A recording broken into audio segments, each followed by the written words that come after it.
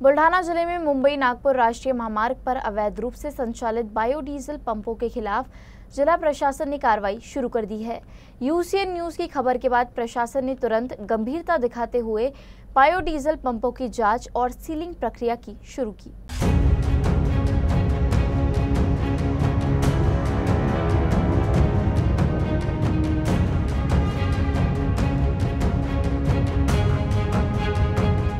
जिला प्रशासन और आपूर्ति विभाग की टीम ने राष्ट्रीय महामार्ग पर अवैध तरीके से संचालित 18 बायोडीजल पंपों की पहचान की। अब तक कुल 10 पंपों को सील कर दिया गया। इसके अलावा मलकापुर नांदूर क्षेत्र में रात तक कुल 12 पंपों पर प्रशासन ने कार्रवाई कर सीलिंग की। जिलाधिकारी बुल्ढाना डॉक्टर किरण पाटिल ने बताया कि अवैध पंपों की जांच जारी है और जो भी पंप नियमों का उल्लंघन कर रहा है उसे तत्काल बंद किया जाएगा। निरीक्षण अधिकारी नांदुरा पूनम थोरात ने बताया कि सीलिंग प्रक्रिया पूरी सावधानी और कानूनी प्रक्रिया का पालन करते हुए की जा रही है। इस कार्रवाई के बाद स्थानीय जनता और सड़क उपयोगकर्ताओं में राहत की भावना है, क्योंकि अवैध बायोडीजल पंपों के कारण सुरक्षा और ईंधन गुणवत्ता पर सवाल उठ रहे थे। प्रशासन ने आगे भी चेतावनी दी है कि किसी भी तरह की अनियमितताएं बर्दाश्त नहीं की जाएगी और सभी अवैध पंपों के खिलाफ कड़ी कार्रवाई की जाएगी।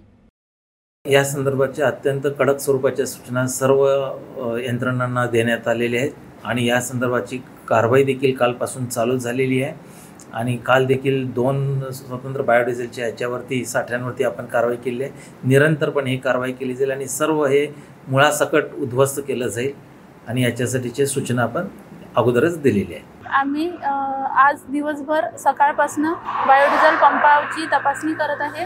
त्यामध्ये आम्हाला 10 बायोडीझल पंपांवर आम्ही कारवाई केलेली आहे। ते पंप सील करण्यात आलेले आहे।